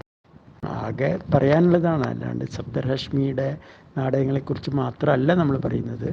കേരളത്തിൻ്റെ നാടകവേദി ഈ അനുസ്മരണ ദിനത്തിൽ എനിക്ക് ഓർക്കാനുള്ളത്, എനിക്ക് നിങ്ങളുടെ മുന്നിൽ അവതരിപ്പിക്കാനുള്ളതാണ്. കേരളത്തിൻ്റെ നാടകവേദി ഇനിയും സജീവമാകേണ്ടതുണ്ട്. ഇപ്പം സജീവമാണ്, പക്ഷേ അതിൽ കൂടുതൽ ജനകീയമായ ഇടപെടലുകൾ ആവശ്യമാണ്. അതിൻ്റെ ഭാഗമായിട്ട് ഇനിയും വളരെ പ്രസക്തമായ നാടകങ്ങളുണ്ടാകും. കാരണം കാലം അത് അർഹിക്കുന്നുണ്ട്. ഏറ്റവും അപകടകരമായ കാലത്തിലൂടെയാണ് നമ്മൾ കടന്നു പോകുന്നത്. ഒരുപക്ഷെ ഇന്ത്യൻ ഭരണഘടനയുടെ ഏറ്റവും വലിയ പ്രതിസന്ധി, അതല്ലെങ്കിൽ ഇന്ത്യയിലെ ജനാധിപത്യത്തിൻ്റെ വലിയ പ്രതിസന്ധി, അതുപോലെ തന്നെ ജാതീയതയുടെ പ്രതിസന്ധി, ഇങ്ങനെ വലിയ വലിയ അപകടങ്ങൾ നടന്നുകൊണ്ടിരിക്കുമ്പോൾ ഈ അപകടങ്ങളെയെല്ലാം സാധാരണക്കാർക്ക് മുന്നിൽ അവതരിപ്പിക്കാൻ പറ്റുന്ന ഏറ്റവും ശക്തമായ മാധ്യമം എന്നുള്ള നിലയിൽ നാടകം ഇനിയും ജനങ്ങൾക്ക് മുന്നിൽ എത്തേണ്ടതുണ്ട്. അതെത്തിക്കാനായിട്ടുള്ള ശ്രമങ്ങൾ സാധാരണക്കാർക്കിടയിൽ ഉണ്ടാകണം എന്നാണ് എനിക്ക് പറയാനുള്ളത്. അതിൽ ഇത്തരം വാട്സപ്പ് കൂട്ടായ്മകൾക്കും സാധ്യതകളുണ്ട്. അപ്പോൾ അതിനുള്ള വഴികൾ സ്വയം രൂപപ്പെടുന്നതിന് ഒപ്പം ഉണ്ടാവണമെന്നാണ് പറയാനുള്ളത്. എന്തായാലും എന്നെ ക്ഷണിച്ചതിന് പ്രത്യേകം ഈ ഗ്രൂപ്പിലെല്ലാവരോടും നന്ദി പറയുന്നു. മാഷ അഭിപ്രായത്തിൽ നാടകത്തിൻ്റെ ഭാവി എന്തായിരിക്കും? കാരണം ഇപ്പോൾ പുതുതലമുറയിൽ മൊബൈൽ ഫോണും കമ്പ്യൂട്ടറും ഒക്കെ വന്നു. ഇനി വരും തലമുറയിലേക്ക് അതിൽ നിന്നൊക്കെ മാറി മാറി പുതിയ ഉപകരണങ്ങളൊക്കെ വരും. അപ്പോൾ ആ കാലത്തെ അതിജീവിക്കാനുള്ള കരുത്ത് നാടകങ്ങൾക്കുണ്ടാവും. കാരണം ജനങ്ങളായിട്ട് നേരിട്ട് സംവദിക്കുന്ന ഒരു മാധ്യമമാണല്ലോ നാടകങ്ങൾ. അപ്പോൾ അതിന് ഒരു ഭാവി മാഷ് കാണുന്നുണ്ടോ? എങ്ങനെയാണ്? നാടകത്തിന് വളരെ ശക്തമായ ഭാവി ഉണ്ട്. അത് ഇല്ല എന്ന് പറയാൻ കഴിയില്ല. നാടകം വളരെ ശക്തമായിരുന്നു, ഇനി ശക്തമായിരിക്കും. മറ്റ് മാധ്യമങ്ങളുടെയൊക്കെ ഒരു പ്രശ്നം, അത് താൽക്കാലിക പറഞ്ഞു തീർന്നില്ല, അതിൻ്റെ ഇടയിൽ അങ്ങനെ വന്നതാണ്. നമ്മൾ ആദ്യം പറഞ്ഞ മാതിരി പ്രസിദ്ധീകരണങ്ങളുടെ വലിയൊരു കാലമുണ്ടായിരുന്നു, പക്ഷെ അതെല്ലാം അപ്രസക്തമായിപ്പോയി. ഇന്ന് ചാനലുകളുടെയും കമ്പ്യൂട്ടറിൻ്റെയും ഒക്കെ ആർട്ടിഫിഷ്യൽ ഇൻ്റലിജൻസ് എന്ന പേരിലുള്ള അങ്ങനെയുള്ള പല കാര്യങ്ങളും വരുമ്പോഴും ജനങ്ങളെ തൊട്ടുണർത്താൻ കഴിയുന്ന ഇമോഷണലായിട്ട് നമുക്ക് കാര്യങ്ങൾ അവതരിപ്പിക്കാൻ കഴിയുന്ന, കൃത്യമായ നിലപാടുകളിൽ ഊന്നി നിന്നുകൊണ്ട് സംസാരിക്കാൻ കഴിയുന്ന ഒരു മാധ്യമമാണ് നാടകം. അപ്പോൾ ആ നാടകം നമുക്ക് അപ്രസക്തമാവുന്നില്ല. ഇന്നും നമ്മൾ ഓരോ അവതരണങ്ങൾക്ക് ശേഷവും നാടകം കാണാനുള്ള ആളുകളുടെ എണ്ണം കൂടിക്കൊണ്ടിരിക്കുകയാണ്. അവർ പലപ്പോഴും പറയുന്നത് ഇതൊന്നും ആയിരുന്നില്ല ഞങ്ങൾ പൂരപ്പറമ്പിൽ കണ്ട നാടകങ്ങൾ, അല്ലെങ്കിൽ ഇതൊന്നും ആയിരുന്നില്ല ഞങ്ങൾ ഇതുവരെ പ്രതീക്ഷിച്ചിരുന്ന നാടകങ്ങൾ. നിങ്ങളുടെ നാടകം കാണുമ്പോൾ ഞങ്ങൾക്ക് കൂടുതൽ ആവേശകരമായ പിന്തുണ തരേണ്ടതുണ്ട് എന്ന് തോന്നാറുണ്ട് എന്ന് പറയുന്ന വലിയൊരു ജനക്കൂട്ടം നമുക്കൊപ്പം സഞ്ചരിച്ചു കൊണ്ടിരിക്കുന്നുണ്ട്. അതുകൊണ്ട് നാടകത്തിന് നല്ല ഭാവിയുണ്ട് എന്നുള്ളത് വാസ്തവമാണ്. നല്ല നാടക സംഘങ്ങൾ ധാരാളമുണ്ട്, അവരോടൊപ്പം ആളുകളെല്ലാം കൂടുന്നുണ്ട് എന്നുള്ളത് ആണ് വാസ്തവമായിട്ടുള്ള കാര്യം. ഈ തെരുവ് നാടകങ്ങൾ എന്ന് പറയുന്നത് ഇന്നും സമൂഹത്തിൽ ഒരു വളരെ പ്രധാനപ്പെട്ട ഒരു ആവിഷ്കാരമാണല്ലോ. അതായത് പ്രശ്നങ്ങൾ, അതായത് വിഷയം അത് എത്രത്തോളം ശക്തമായിട്ട് അവതരിപ്പിക്കാൻ തെരുവ് നാടകങ്ങളെ പോലെ പെട്ടെന്നൊരു സ്ഥലത്ത് ഒരു അങ്ങനെ ഒരു ക്ഷണിക്കപ്പെട്ട അതിഥികളോ ഒന്നുമില്ല, എന്നാൽ എല്ലാം കാണുന്ന സാധാരണ ജനങ്ങൾ, അവരുടെ മുന്നിൽ ഒരു വിഷയം, അതായത് ഈ സമൂഹം നേരിടുന്ന ഒരു വിഷയത്തിനെ പറ്റിയിട്ട്, അല്ലെങ്കിൽ സമൂഹം പ്രതികരിക്കേണ്ട ഒരു വിഷയത്തിനെ പറ്റിയിട്ട് ഒരു ബോധം ഉണ്ടാക്കുക എന്നുള്ളത് തന്നെയാണല്ലോ തെരുവ് നാടകങ്ങളുടെ ഒരു പ്രധാനപ്പെട്ട കർത്തവ്യം. അപ്പോൾ ഈ പറഞ്ഞ പോലെ ഇപ്പോൾ മാഷ് പറഞ്ഞു, ഇപ്പോൾ ഇലക്ഷനൊക്കെ വരുമ്പോഴാണ്, അല്ലെങ്കിൽ പലപ്പോഴായിട്ടുണ്ടാകും, അല്ലെങ്കിൽ പിന്നെ ശാസ്ത്ര സാഹിത്യ പരിഷത്തിൻ്റെ നാടകങ്ങൾ ഒരു പരിധിവരെ നമ്മുടെ വേനൽത്തുമ്പികളിലും പിന്നെ ഇങ്ങനെ തെരുവ് നാടകങ്ങളല്ലെങ്കിലും അവരും എവിടെയാണോ വേദിച്ച് അവിടെ അവതരിപ്പിക്കുക എന്നുള്ളതാണല്ലോ. അപ്പോൾ ഇത് ഈ കേരളത്തിന് പുറത്ത് കടന്നു കഴിഞ്ഞാൽ ഈ നാടകങ്ങളുടെയൊക്കെ ഒരു അവസ്ഥ എന്താണ്? ഈ പറഞ്ഞ പോലെ പ്രത്യേക വിശിഷ്യ തെരുവ് നാടകങ്ങൾ. കാരണം എനിക്ക് തോന്നുന്നത് ഈ പറഞ്ഞ പോലെ കേരളം ഒരു ചുവന്ന തുരുത്താണെന്ന് പറയുന്നതിന് കാരണം ഇപ്പോഴും ഈ നാടകങ്ങളും അതുപോലെയുള്ള പല കലാരൂപങ്ങളും ഇവിടെ ഇപ്പോഴും വളരെ ശക്തമായിട്ട് നിലനിൽക്കുന്നു എന്നുള്ളതുകൊണ്ട് തന്നെയാണ്. ഇപ്പോൾ കേരളത്തിന് പുറത്ത് കടന്നു കഴിഞ്ഞാൽ എന്തായാലും ശക്തമാണോ ഈ നാടകങ്ങളുടെയൊക്കെ ഒരു അവസ്ഥ എന്ന് പറയാൻ പറ്റുമോ? വളരെ പ്രസക്തമായൊരു ചോദ്യമായിരുന്നു. അത് ഞാൻ പറയാൻ വിട്ടുപോയതാണ്. കേരളത്തിന് പുറത്തും തിയേറ്റർ ഗ്രൂപ്പുകൾ ഉള്ള സ്ഥലങ്ങളിലെല്ലാം സ്ട്രീറ്റ് തിയേറ്റർ വളരെ സജീവമാണ്. സ്ട്രീറ്റ് തിയേറ്റർ എന്ന് പറയുന്നത് അത് ഒരു പക്ഷേ ഇത്തരം ആശയപ്രചരണം മാത്രമല്ല, ഒരു ആക്ടറുടെ കഴിവുകൾ ബോധ്യപ്പെടുത്തുന്ന തരത്തിൽ തെരുവ് നാടകങ്ങൾ, അത് ചിലപ്പോൾ പൊയ്ക്കാലൊക്കെ വെച്ചുകൊണ്ട്, എനിക്ക് ഓർമ്മ വരുന്നത് ഒരു ക്രിസ്തുവിൻ്റെ 6-ാം തിരുമുറിവുമായി ബന്ധപ്പെട്ട ആ സമയത്ത് ജോസ് ചെർമൽ ചെയ്തൊരു നാടകമുണ്ട്. ആലപ്പാട് നിന്ന് തേക്കിൻകാട് വരെ ആണ് ആ തെരുവ് നാടകത്തിൻ്റെ സഞ്ചാരപഥം. അത്രയും വഴിയിലൂടെയാണ് ആ നാടകം അവതരിപ്പിക്കാൻ ശ്രമിച്ചത്. പിന്നെ മറ്റ് ചെറിയ ചില്ലറ പ്രശ്നങ്ങളെ കൊണ്ട് ആ നാടകം പ്ലാൻ ചെയ്യുക മാത്രമേ നടന്നുള്ളൂ, അവതരണം നടക്കാതെ പോയി. ആ സമയത്ത് പുറത്തുനിന്ന് വന്നൊരു സംഘം തൃശ്ശൂർ തേക്കിൻകാട്ടിലൊരു നാടകം കളിക്കുകയുണ്ടായി. അവർ സൂര്യനോടാണ് സംസാരിച്ചത്. അപ്പോൾ വലിയ പൊയ്ക്കാലിൽ നിന്നുകൊണ്ട് ഒരു ആക്ടർ തെരുവിൽ നിന്ന് പ്രപഞ്ചത്തെ സാക്ഷി നിർത്തിക്കൊണ്ട് ഒരു ഇടപെടൽ നടത്തുകയായിരുന്നു അത് നാടകത്തിൽ. അപ്പോൾ അതുപോലെ കേരളത്തിന് പുറത്ത് ഇതുപോലെ വലിയ വലിയ പ്രമേയങ്ങളെ അടിസ്ഥാനമാക്കി തെരുവിൽ നാടകങ്ങൾ സംഭവിച്ചിട്ടുണ്ട്. പക്ഷേ അതൊരു ആശയപ്രചരണം മാത്രമായിരുന്നില്ല. ഒരു ആക്ടറുടെ, ഒരു നടൻ്റെ, ഒരു നാടക സംഘത്തിൻ്റെ ആവിഷ്കാരം എന്നുള്ള നിലയിലാണ് അത്തരം തെരുവ് നാടകങ്ങൾ നടന്നിട്ടുള്ളത്.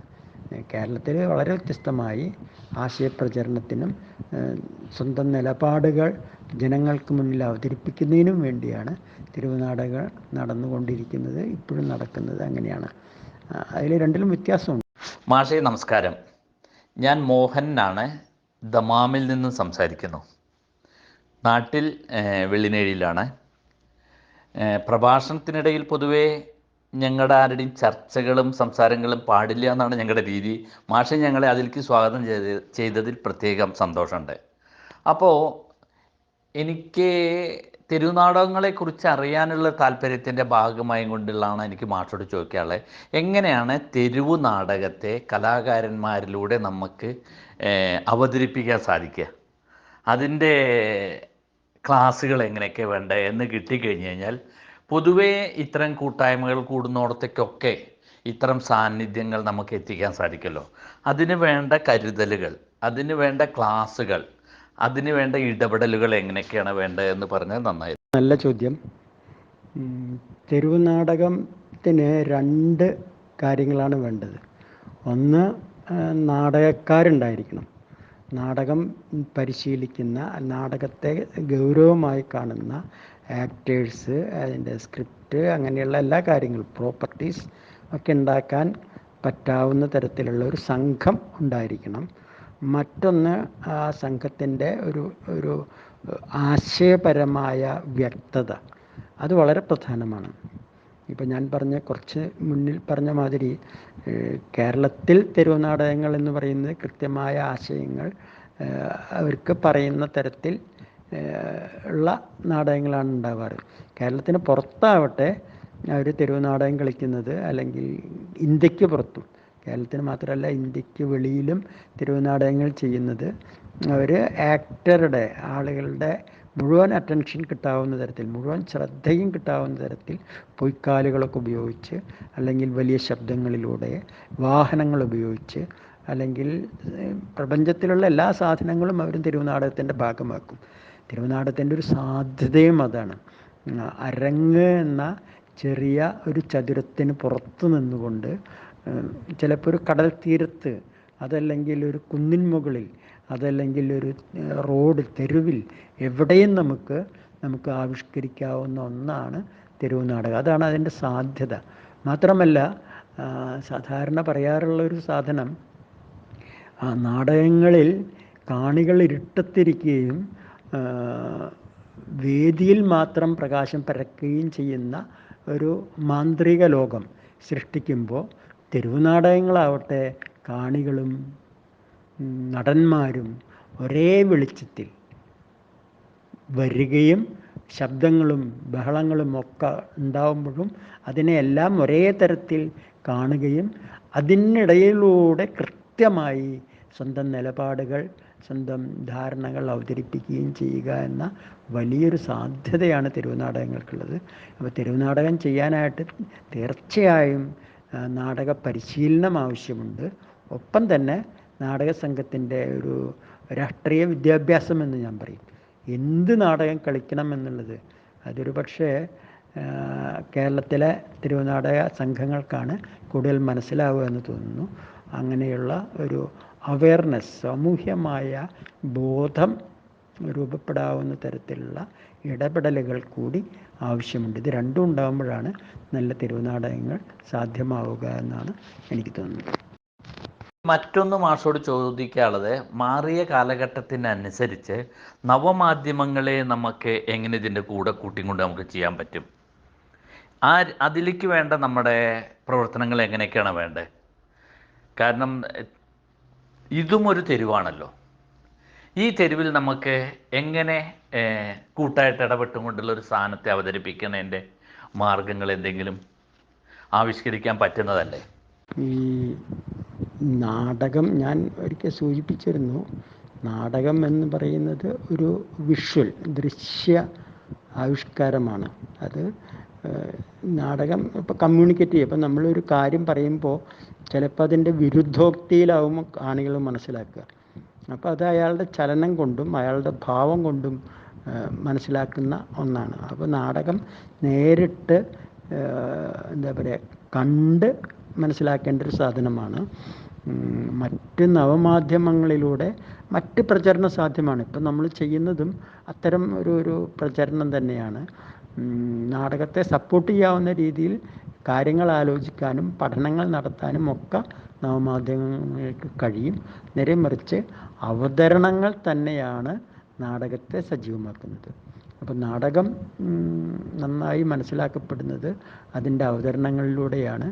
പക്ഷേ അവതരണങ്ങൾക്കുള്ള വേദി ഒരുക്കാൻ ഒരു പക്ഷേ ഇത്തരം കൂട്ടായ്മകളിലൂടെ ഒക്കെ സാധ്യമാണ്. നവമാധ്യമങ്ങളിലൂടെ എന്ന് നമുക്കൊരു കാര്യം, ഇപ്പം നമ്മൾ തന്നെ സംസ്ഥാന യുവജനോത്സവത്തിൽ ഒരു നാടകം കളിക്കുന്നു.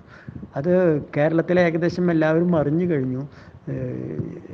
കുട്ടനാട് നിന്ന് ഒരു പാലക്കാട് ജില്ലയെ പ്രതിനിധീകരിക്കുന്ന 2 നാടകങ്ങൾ, ഹൈസ്കൂൾ നാടകവും ഹയർ സെക്കൻഡറി നാടകവും വരുന്നുണ്ട് എന്ന് നാടകക്കാർക്കിടയിൽ മുഴുവൻ അറിഞ്ഞു കഴിയുകയാണ്. അത് നവമാധ്യമങ്ങളിലൂടെയാണ് അറിഞ്ഞത്. പക്ഷെ അത് കാണാൻ കൊല്ലത്ത് വരേണ്ടി വരും, സംസ്ഥാന യുവജനോത്സവം നടക്കുന്ന സ്ഥലത്ത് വരേണ്ടി വരും. അതല്ലെങ്കിൽ അത്തരം നാടക സംഘങ്ങളെ വിളിച്ചു വരുത്തി നമുക്ക് സൗകര്യമുള്ള സ്ഥലങ്ങളിൽ അവതരണം സാധ്യമാക്കേണ്ടി വരും. അങ്ങനെ ഒരു പ്രശ്നമുണ്ട് നാടകത്തിന്. അതല്ലാതെ കവിത വായിച്ച പോലെ നമുക്ക് വീട്ടിലിരുന്ന് കാണാവുന്ന ഒന്നല്ല നാടകം എന്ന് തന്നെയാണ് എനിക്ക് തോന്നുന്നത്. അതാണ് ഇതുമായിട്ട് ബന്ധപ്പെട്ട് എനിക്ക് പറയാനുള്ളത്. പക്ഷേ ഒരു ചോദ്യം കൂടി, അതായത് ഈ നാടകങ്ങളിൽ സംഭാഷണങ്ങളുടെ ഒരു പ്രസക്തി, അത് കാലം മാറുന്നതിനനുസരിച്ചിട്ട് ഈ സംഭാഷണങ്ങളെക്കാളും ചില ആംഗ്യങ്ങൾ കൊണ്ട് തന്നെ ആശയത്തെ കൺവേ ചെയ്യിക്കുക. ഇപ്പോൾ പല നാടകങ്ങളും നാടക സമിതികളും അങ്ങനെയും ഉണ്ടല്ലോ, സംവിധാനങ്ങൾ ചെയ്യുന്നുണ്ടല്ലോ. ഇപ്പോൾ ഈ മറ്റേ ലിറ്റിൽ തിയേറ്റർ പോലുള്ള ചില പുതിയ നാടക സമിതികളിലെ നാടകങ്ങളൊക്കെ അങ്ങനെയൊക്കെ പലതും അവരുടെ ഈ സംഭാഷണങ്ങളെക്കാളും കൂടുതൽ ഈ പറഞ്ഞ പോലെ ആംഗ്യവിക്ഷേപങ്ങളാണ് കൂടുതലുള്ളതെന്നാണ് എനിക്ക് തോന്നിയിട്ട്. ചില സംഭാഷണങ്ങളെക്കാൾ കൂടുതൽ ആംഗ്യങ്ങളാണെന്നല്ല, എന്നാൽ ചില കാര്യങ്ങളെ സൂചിപ്പിക്കാൻ ഈ ഇതുകൊണ്ട് തന്നെ അവർക്ക് കൺവേ ചെയ്യിപ്പിക്കാൻ പറ്റുന്നുണ്ട് എന്നുള്ളതാണ്. അപ്പോൾ ഈ പണ്ടത്തെ പോലെ ഇങ്ങനെ സംഭാഷണങ്ങൾ പറഞ്ഞ് അത് ഒരു ആശയത്തെ എന്താണ് ഉദ്ദേശിക്കുന്നത് എന്നുള്ളത് അങ്ങോട്ട് കാണുന്നവരെ ധരിപ്പിക്കേണ്ട ഒരവസ്ഥ ഇപ്പോഴും ഉണ്ട് എന്ന് പറയാൻ പറ്റുമോ? നാടകത്തിൽ എല്ലാത്തിനും പ്രസക്തിയുണ്ട്, പക്ഷേ അത് ദൃശ്യപരമാവണം. സംഭാഷണങ്ങൾ എന്നുള്ളത് അത് ജെനുവിനിറ്റിക്ക് വേണ്ടി ശബ്ദങ്ങളും വാക്കുകളും വർത്തമാനങ്ങളും ഒക്കെ ഉണ്ടാവും. പക്ഷെ അതല്ല നാടകം. ആ സംഭാഷണങ്ങൾക്കിടയിൽ നടൻ്റെ ഒരു മനസ്സുണ്ട്, അല്ലെങ്കിൽ അത് നടൻ്റെ ഒരു ചലനം കൊണ്ട്, ഒരു നോട്ടം കൊണ്ട്, ഒരു ഒരു ഒരു വിഷ്വൽ, ഒരു നടൻ്റെ ഒരു രംഗവസ്തു ഉപയോഗിച്ചുള്ള ഒരു അവതരണം കൊണ്ട് കാണികൾക്കിടയിൽ ആളുകളുടെ മനസ്സിലാണ് നാടകം രൂപപ്പെടുന്നത്. അപ്പോൾ സംഭാഷണം അത് കേട്ട് കഴിഞ്ഞാൽ മാത്രം നാടകമാവുന്നില്ല. അതാണ് തൊട്ട് മുമ്പിൽ ഞാൻ സൂചിപ്പിക്കുകയും ചെയ്തു. നാടകം എന്നുള്ളത് കേൾവിയല്ല, അത് കാണേണ്ടതാണ്. കാണുമ്പോഴാണ് നാടകം നമ്മളിൽ ഉള്ളിൽ തറയ്ക്കുന്നത്. അത് കേട്ടാൽ അത് മുഴുവനാവില്ല. അതിൻ്റെ ആ കാഴ്ചയ്ക്ക് ഭംഗി തരുന്ന ഒരു വർത്തമാനങ്ങളൊക്കെ അതിലുണ്ടാവും. പക്ഷേ അതുപോലെ തന്നെ ഇപ്പോൾ ഒരു റിയലിസ്റ്റിക് നാടകം, പലതരത്തിൽ നാടകങ്ങളുണ്ട്. റിയലിസത്തിൻ്റെ ഭാഗമായിട്ട് ഒരു ക്യാരക്ടർ, ഒരു കഥാപാത്രം നമ്മളുടെ ചുറ്റുപാടും കാണുന്ന തരത്തിൽ ഡയലോഗൊക്കെ പറയുന്നത്, അത് നാടകത്തിൻ്റെ ഭംഗി കൂട്ടാൻ സഹായിക്കുമെന്നല്ലാതെ അത് നാടകമാവുന്നില്ല. നേരെ മറിച്ച് ആ നടൻ ചെയ്യുന്ന അംഗവിക്ഷേപങ്ങളിലൂടെയും അതല്ലെങ്കിൽ ആ നടൻ്റെ മനസ്സിൽ രൂപപ്പെടുന്ന ചില വികാരങ്ങൾ കാണികളിലേക്ക് സംപ്രേഷണം ചെയ്യുമ്പോൾ, കാണികളിലേക്ക് എത്തുമ്പോഴാണ്, അവിടെയാണ് നാടകം രൂപപ്പെടുന്നത് എന്നാണ് തോന്നുന്നത്. അതുകൊണ്ടാണ് പറയുന്നത് നാടകം നമുക്ക് ഒരു വട്ടം അവതരിപ്പിച്ച നാടകമാവില്ല രണ്ടാമത് അവതരിപ്പിക്കുക. അല്ലെങ്കിൽ ഒരു വട്ടം കണ്ട നാടകമല്ല രണ്ടാമത് കാണുന്നത്. അപ്പോൾ ലിറ്റിലർത്തിൻ്റെ നാടകങ്ങൾ തന്നെ പറഞ്ഞപ്പോൾ ക്ലാവർ റാണി എന്ന് പറയുന്ന ഒരു നാടകം, മുച്ചീട്ട് കളിക്കാരൻ്റെ മകൾ എന്ന് പറയുന്ന ബഷീറിൻ്റെ ഒരു കഥയെ അടിസ്ഥാനമാക്കിയാണ് നാടകം കളിച്ചത്. ഏകദേശം 200ഓളം വേദികളിൽ നാടകം അവതരിപ്പിച്ചു കഴിഞ്ഞു. പക്ഷെ ഇന്നും ആ നാടകം വളരെ പുതുമയോടെ കണ്ടവർ തന്നെ വീണ്ടും വീണ്ടും കാണുന്നു. അതെനിക്ക് തോന്നുന്നു ഈ കഥകളിയൊക്കെ കാണുന്ന ഒരു സ്റ്റൈലുണ്ട്. കഥകളി കാണുമ്പോൾ കഥ എല്ലാവർക്കും അറിയാം, ഇന്ന് സംഭവിക്കുമെന്ന് എല്ലാവർക്കും അറിയാം. പക്ഷേ ആ നടൻ്റെ അംഗവിക്ഷേപങ്ങൾ കാണാനുള്ള കൗതുകം കൊണ്ട് ആളുകൾ വന്നിരുന്ന് ആസ്വദിക്കുന്ന തരത്തിലേക്ക് ക്ലാവർ റാണി പോലുള്ള നാടകങ്ങൾ കാണാൻ ഇപ്പോഴും നാടക സംഘത്തോടൊപ്പം സഞ്ചരിക്കുന്നു. ഇപ്പോൾ ക്ലാവർ റാണി എന്ന നാടകം ഉണ്ട് എന്ന് നമ്മൾ സോഷ്യൽ മീഡിയയിൽ എവിടെയെങ്കിലും അനൗൺസ് ചെയ്ത് കഴിഞ്ഞാൽ ഒരു 10-50 ആളെങ്കിലും സ്ഥിരം പ്രേക്ഷകരായിട്ട് നാടകത്തിൻ്റെ കൂടെ ഇങ്ങനെ വരുന്നുണ്ട്. അവർക്ക് ക്ലാവർ റാണിയിൽ എന്ത് സംഭവിക്കുന്നു അറിയാം. അല്ലെങ്കിൽ ഇപ്പോൾ ലിറ്റിൽ എർത്ത് തന്നെ കളിക്കുന്ന മാർത്താണ്ഡൻ്റെ സ്വപ്നങ്ങൾ എന്ന നാടകത്തിൽ മാർത്താണ്ഡന് എന്ത് സംഭവിക്കുമെന്നുള്ളത് അറിയാം. പക്ഷേ അതറിഞ്ഞതുകൊണ്ട് മാത്രം കാര്യമില്ല. വേദിയിൽ അവർ കാണിക്കുന്ന ചില ആംഗ്യങ്ങളിലൂടെ, ചില ശബ്ദങ്ങളിലൂടെ, ചില പ്രവർത്തനങ്ങളിലൂടെ കിട്ടുന്നൊരു അനുഭൂതി, ആ അനുഭൂതിയാണ് നാടകം എന്നാണ് എനിക്ക് തോന്നുന്നത്. അപ്പോൾ പിള്ള ഒരിക്കൽ പറയുന്നുണ്ടായി, മുന്നിലൊരു കുറച്ച് ആളുകൾ ആവശ്യമാണ്, നിൽക്കാനൊരു തറ, പിന്നിലൊരു മറ, മുന്നിൽ നാടകം കാണാനുള്ള ആളുകൾ. ഇതുണ്ടെങ്കിലേ നാടകം സാധ്യമാവൂ. ആളുകളില്ലാതെ അത് കേവലം സംഭാഷണങ്ങളിലൂടെ കേൾക്കാവുന്ന തരത്തിലായാൽ അത് നാടകമാവും. ഇപ്പോൾ ആകാശവാണിയിലൊക്കെ നടക്കുന്നുണ്ട്. പക്ഷെ അതിനപ്പുറത്ത് നാടകത്തിൻ്റെ ഒരു പരിപൂർണമായ ഒരു ആനന്ദം കിട്ടണമെങ്കിൽ അത് ദൃശ്യപരമാവണമെന്നാണ് എനിക്ക് തോന്നിയിട്ടുള്ളത്. മാഷേ, തെരുവ് നാടകത്തിൻ്റെ ഒരു പ്രത്യേകത എന്താണെന്ന് വെച്ച് കഴിഞ്ഞാൽ, അത് തെരുവിൽ നടക്കുമ്പോൾ തന്നെ ആ കൂട്ടായ്മ, അവിടെ കൂടിയ കൂട്ടത്തിനെ അവനെ അതിൻ്റെ ആ ആശയത്തിൻ്റെ ഭാഗമാക്കുന്നില്ലേ? അത്തരം ഒരു നല്ലൊരു ഓർമ്മ പങ്കുവയ്ക്കാൻ പറ്റുമോ? ആ ഇടപെടലുകളും രീതികളും ഒന്ന് പങ്കുവെച്ച് കഴിഞ്ഞാൽ വളരെ നന്നായിരുന്നു. വളരെ നല്ലൊരു ചോദ്യം. ഒരിക്കലും നാടകം കാണാൻ വേണ്ടി വരുന്നവരുടെ മുന്നിലല്ല നമ്മൾ തെരുവ് നാടകം കളിക്കുന്നത്. ഞങ്ങൾ കളിച്ച ഒരു നാടകത്തിൻ്റെ ഓർമ്മ തന്നെ പങ്കുവയ്ക്കുന്നത് നന്നായിരിക്കുമെന്ന് തോന്നുന്നു. ഞങ്ങൾ തൃശ്ശൂരിൽ നിന്ന് ബസ്സിൽ വിലവർദ്ധനവിനെതിരെ നടത്തുന്ന നാടകമാണ് തെരുവ് നാടകം എന്ന് പറയാൻ വയ്യ. അതിന് ബസ്സിൻ്റെ നാടകമെന്നും പറഞ്ഞിട്ടാണ് അന്ന് ഇംഗ്ലീഷ് പത്രങ്ങളടക്കം കേരളത്തിന് പുറത്തുള്ള പത്രങ്ങളടക്കം റിപ്പോർട്ട് ചെയ്ത വലിയൊരു ന്യൂസ് ഉണ്ടായിരുന്നു. ബസ്സിനകത്തും നാടകം എന്നാണ് അവർ പറയുന്നത്. അപ്പോൾ അത് നമ്മളൊരു തെരുവ് നാടക സംഘമായിരുന്നു അത് കളിച്ചത്. അപ്പോൾ ബസ് ചാർജ് വർധനവായിരുന്നു വിഷയം. ഈ വിഷയം മാത്രമാണ് ഞങ്ങൾ പ്ലാൻ ചെയ്തിട്ടുള്ളത്. പിന്നെ തെരുവ് നാടകം റിഹേഴ്സൽ ചെയ്യുക എന്ന് പറഞ്ഞാൽ അത്രേ നടക്കുള്ളൂ. കാരണം ആ തെരുവിലെ സാധ്യതകൾ വെച്ചുകൊണ്ടാണ് നാടകം കളിക്കുക. അപ്പോൾ അങ്ങനെ ആ തെരുവിൽ അന്ന് ആ ബസ്സിനകത്ത് കയറിയ ഏകദേശം 40ഓളം KSRTC ബസ്സായിരുന്നു. യാത്രക്കാരെ വെച്ചുകൊണ്ടാണ് ഞങ്ങൾ നാടകം കളിക്കുന്നത്. ഞങ്ങൾ നാടക സംഘത്തിൽ 5-6 പേരോ മറ്റാണ് ഉണ്ടായിരുന്നത്. ഈ 6 പേരും പ്ലാൻ ചെയ്തതനുസരിച്ച് ബസ്സിൽ കയറുന്നു, ടിക്കറ്റ് എടുക്കുന്നതോടുകൂടി നാടകം ആരംഭിക്കും. അങ്ങനെ പെട്ടെന്ന് നാടകം തുടങ്ങിയതോടുകൂടി കണ്ടക്ടർക്ക് ആകെ വേവലാതിയായി. ഇനി എന്ത് ചെയ്യണമെന്നറിയാതെ കണ്ടക്ടർ ഡബിൾ ബെല്ലടിച്ച് ബസ് നിർത്തുകയാണ്. ബസ് നിർത്തിയതോടുകൂടി ആളുകളെല്ലാവരും കൂടി നാടകം ആണിത്, നിങ്ങൾ ബസ് പോട്ടെ എന്നും പറഞ്ഞ് ആളുകൾ അത് ഏറ്റെടുക്കുകയും ഞങ്ങൾ ഉദ്ദേശിച്ച കാര്യങ്ങൾ ആളുകൾ മുഴുവൻ ആ 40 പേരാണ് ആ നാടകം കളിച്ചതെന്നാണ് ഞങ്ങൾക്ക് അവസാനം ബോധ്യം വന്നത്. ഞങ്ങൾ 6 പേരല്ല, ഞങ്ങൾ 6 പേരെ അതിനെ ലീഡ് ചെയ്തു എന്നല്ലാതെ ആ 40 പേരും ചേർന്നായിരുന്നു ആ നാടകം അവതരിപ്പിച്ചത്. തൃശ്ശൂരിൽ നിന്ന് കുന്നംകുളം വരെയാണ് നാടകം അവതരിപ്പിച്ച വേദി എന്ന് വെച്ചാൽ നാടകം, തെരുവ് നാടകം എന്നുള്ള ആ നാടകം ബസ്സിനകത്ത് ഇങ്ങനെ ഏകദേശം ആ തൃശ്ശൂരിൽ നിന്ന് കുന്നംകുളം വരെയുള്ള യാത്രയിലാണ് ആ നാടകം കളിച്ചത്. അതാണ് എൻ്റെ ഒരു അനുഭവം. ഒരനുഭവം കൂടിയും പറഞ്ഞ് അവസാനിപ്പിക്കാമെന്ന് തോന്നുന്നു. ഒരിക്കൽ ഒരു സിനിമാ തിയേറ്ററിൽ അന്യായമായി ടിക്കറ്റ് ചാർജ് വർധനവിനെതിരെ നാടകം കളിക്കാൻ വേണ്ടി ഞങ്ങളോട് തെരുവ് നാടക സംഘത്തിനോട് സമരസമിതി ആവശ്യപ്പെട്ടതനുസരിച്ച് ഞങ്ങൾ ആ സ്ഥലത്തെത്തി. സ്ഥലത്തിൻ്റെ പേര് പറയുന്നില്ല. അങ്ങനെ ആ സ്ഥലത്തെത്തി അവിടെ ഞങ്ങൾ നാടകം പ്ലാൻ ചെയ്യണം. അപ്പം നാടകം പ്ലാൻ ചെയ്യുന്നതിനിടയിൽ എന്ത് സംഭവിച്ചു എന്ന് വെച്ചാൽ സംഘാടക സമിതിയിലെ ചിലരെ പോലീസ് പിടിച്ചുകൊണ്ടുപോയപ്പോൾ നാട്ടുകാരെല്ലാവരും കൂടി പോലീസ് സ്റ്റേഷൻ മാർച്ചിന് വേണ്ടി തയ്യാറായിട്ടിരിക്കുകയാണ്. അപ്പോൾ സംഘാടകർ പറഞ്ഞു, പോലീസ് സ്റ്റേഷൻ മാർച്ചിനൊക്കെ പോയി കഴിഞ്ഞാൽ അവിടെ ആകെ അടിപിടിയാവും, ആളുകൾക്ക് മുഴുവൻ തല്ല് കിട്ടും. അതുകൊണ്ട് നിങ്ങൾ നാടകക്കാരൊരു കാര്യം ചെയ്യണം, ആളുകളെ പിടിച്ചിരുത്തണം. പോലീസ് സ്റ്റേഷനിൽ പോകുന്നതിന് പകരം ആളുകൾ നാടകം കണ്ട് ഇവിടെ ഇരിക്കണം. അതിനു വേണ്ടി നിങ്ങൾ നാടകം കളിക്കണം. അപ്പോൾ ആളുകളെ ആവേശം കൊള്ളിച്ച് സമരത്തിന് വീര്യം പകരാൻ വേണ്ടിയാണ് ഞങ്ങൾ നാടകം കളിക്കാൻ പോയത്.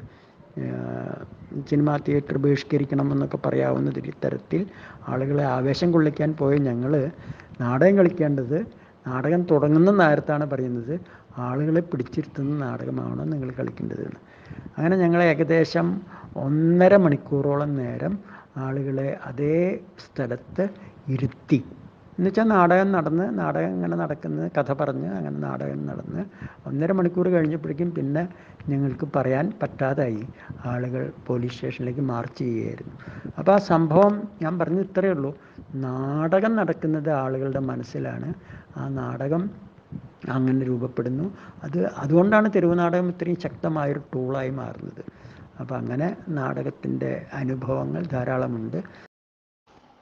ഈ കഥകളിയുടെ ഒരു കാര്യം ഇവിടെ പറഞ്ഞപ്പോൾ ഒന്ന് സൂചിപ്പിക്കണം തോന്നിയതാണ് എൻ്റെ ഒരു അഭിപ്രായം. എനിക്ക് തോന്നിയിട്ടുള്ളത് ഈ ഒരു ഉച്ചനീചത്വം പലപ്പോഴും കേട്ടിട്ടുള്ളതാണ്. പല ആൾക്കാരുടെയും നന്നായിട്ട് കഥകളി ആസ്വദിക്കുന്നവരും അതിനെപ്പറ്റി നല്ല ഗ്രഹിതമുള്ള ആൾക്കാരും ഒക്കെ പറയുന്ന ഒരു വിഷയം, അത് പൊതുവേ കലകളിൽ ഉണ്ടെന്ന് തോന്നുന്നുണ്ട്. നമുക്ക് കഥയൊക്കെ അറിയാം, പക്ഷേ ഈ പറഞ്ഞ പോലെ ചിലപ്പോൾ അത് എന്താണ് അവിടെ അരങ്ങത്ത് കഥകളിപ്പദം എന്താ പാടുന്നത് എന്നുള്ളത് ചിലപ്പോൾ മനസ്സിലാക്കാൻ ഒരു ബുദ്ധിമുട്ടുണ്ടാവും. അപ്പോൾ ഇതിൽ ഉദ്ദേശം എന്താ, ഈ കർണശപഥം എന്നുള്ളൊരു കഥ തന്നെ ഒരു ഉദാഹരണമായിട്ട് എടുക്കുകയാണെങ്കിൽ അത് മലയാളത്തിലാണ് എന്നത് ഈ പറഞ്ഞ പോലെ അങ്ങനെ ഈ വലിയ കേമായിട്ട് നടക്കുന്ന ആൾക്കാർക്കൊന്നും അത് അത്ര ഇഷ്ടമല്ല. കാരണം എന്താ വെച്ചാൽ അതൊരു പച്ച മലയാളമാണ്. അതപ്പോൾ അതിനോടൊരു താല്പര്യമല്ല, ഒരു പുച്ഛ മനോഭാവം. അപ്പോൾ അങ്ങനെ ഒരു വിഷയം കഥകളിക്ക് ഉണ്ടല്ലോ. അപ്പം അതുപോലെ എങ്ങനെ എന്തെങ്കിലും ഈ പറഞ്ഞ പോലെ നാടകങ്ങളിലും ഈ പറഞ്ഞ പോലെ ഉച്ചനീചത്വം നിലനിൽക്കുന്നുണ്ട് എന്ന് പറയാൻ പറ്റുമോ? കഥകളിയിൽ ഇങ്ങനൊരു പ്രശ്നമുണ്ട്. കാരണം അതൊരു വരേണ്യ കല എന്നുള്ള രീതിയിൽ ഉള്ളൊരു പ്രശ്നമുണ്ട്. നാടകം പക്ഷെ അതല്ല, അതൊരു ജനകീയ കലയാണ്. അതിൽ ഞാൻ ആദ്യം ഒരിക്കൽ സൂചിപ്പിച്ചിരുന്നു, ചില പരീക്ഷണ നാടകങ്ങളെന്നും പറഞ്ഞ ആളുകൾക്ക് മനസ്സിലാവാത്ത തരം നാടകങ്ങൾ വന്നതോടുകൂടി പലരും നാടകം നമുക്ക് പറ്റിയതല്ല എന്നും പറഞ്ഞ് നാടകത്തിൽ നിന്ന് വിട്ടുപോകാറുണ്ട്. നാടകത്തിന് വിളിക്കുമ്പോൾ പറയാം, അതെനിക്ക് മനസ്സിലാവില്ല എന്നൊക്കെ പറയാറുണ്ട്.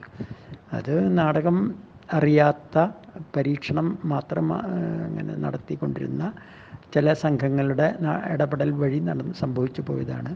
പക്ഷേ യഥാർത്ഥ നാടകത്തിൽ അങ്ങനെയില്ല. നാടകം ഒരു ജനകീയ കല തന്നെയാണ്. നാടകം എല്ലാവരും ഇഷ്ടപ്പെടുന്നുണ്ട്. അത് കാണുന്നത് വഴി എല്ലാവരിലും ആ ഒരു താല്പര്യം, അത് എനിക്ക് തോന്നുന്ന നാടകം കാണാൻ തയ്യാറായി എല്ലാവർക്കും ആ നാടകം ആസ്വദിക്കാൻ കഴിയും. അത് ജനകീയമായ അതിൻ്റെ ഭാഷ പോലും അങ്ങനെയാണ്. ഇപ്പോൾ ഭാഷയൊക്കെ പ്രസക്തമായി ശരീരമാണ് നാടകത്തിൻ്റെ ഭാഷ. മനസ്സാണ് നാടകത്തിൻ്റെ ഒരു സംവേദന നടത്തുന്ന ഒരു എന്താ പറയുക, സംവേദനം മനസ്സിലൂടെയാണ് നടക്കുന്നത്. അപ്പോൾ അവിടെ മറ്റൊന്ന് ആവശ്യമില്ല. അവിടെ മനസ്സിലാവാത്ത അല്ലെങ്കിൽ സംസ്കൃത പദങ്ങളുടെ അല്ലെങ്കിൽ അങ്ങനെയുള്ളതൊന്നും അവിടെ വരുന്നില്ല. എന്തു പറഞ്ഞാലും ആളുകളുടെ മനസ്സിൽ നിന്ന് നാടകം മാറി നിൽക്കാൻ കഴിയില്ല. നല്ല നാടകങ്ങൾ കാണുന്നവരൊക്കെ നാടകത്തിനോടൊപ്പം ഉണ്ടാകുമെന്ന് തന്നെയാണ് പറയാനുള്ളത്. എന്തായാലും സമയം കഴിഞ്ഞിരിക്കാൻ തോന്നുന്നു. നന്ദി പറയാനൊക്കെ ആളെ വിളിച്ച പോലെ തോന്നി. അപ്പോൾ ഇനി എന്തെങ്കിലും ഉണ്ടെങ്കിൽ പേഴ്സണലായിട്ട് നിങ്ങൾക്ക് സംസാരിക്കാവുന്നതാണ്. നാടകത്തെക്കുറിച്ച് ഇങ്ങനെ എനിക്ക് പറയാൻ എത്ര പറഞ്ഞാലും അത് മതിയാവില്ല, അതിങ്ങനെ കൂടിക്കൊണ്ടിരിക്കും. എന്തായാലും ഇത്തരം കുറേ കാര്യങ്ങൾ ഓർക്കാൻ അവസരം കിട്ടിയതിലും നിങ്ങളുടെയൊക്കെ ഒരു ഇടപെടലുണ്ടായതിലും സന്തോഷം പങ്കുവെച്ചുകൊണ്ട് സമയം ഏകദേശം നമ്മൾ പറഞ്ഞ സമയമായി, 10 മണി കഴിഞ്ഞിരിക്കുന്നു. അപ്പോൾ ഇനി ഒന്നും പറയാനില്ലെങ്കിൽ നമുക്ക് അവസാനിപ്പിക്കാമെന്ന് തോന്നുന്നു. എന്തായാലും ഇത്രയും നേരം എന്നെ കേട്ട, ഇതിനോടൊപ്പം സഞ്ചരിച്ച എല്ലാവർക്കും ഉള്ള സ്നേഹം ഒരിക്കൽ കൂടി പങ്കുവെക്കുകയാണ്. അതുകൊണ്ട് എല്ലാവർക്കും നന്ദി.